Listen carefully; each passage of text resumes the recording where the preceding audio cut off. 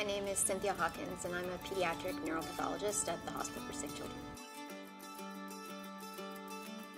My role in a patient's care team is to make sure we have the right diagnosis and to try and tell the clinicians as much as I can about how I think that patient's going to do in the long term and maybe what treatment might be most effective for them.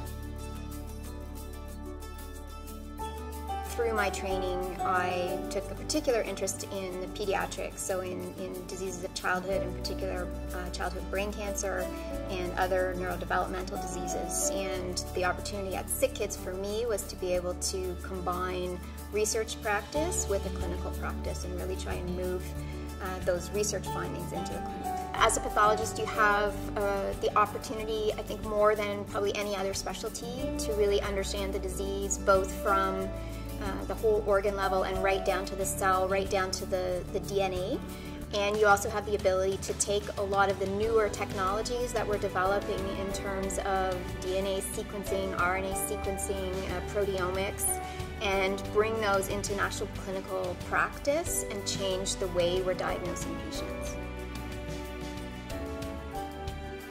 One parent in particular I can think of who had a child with a brain tumor and her child survived and is doing quite well. And I was able to meet with her, and she then was able to put a face to the person who actually made the diagnosis. So she sees our names on the reports, but she doesn't actually know who we are. And so actually getting to interact with those people and having them tell you that getting to know the real disease and getting the right diagnosis was important for their care.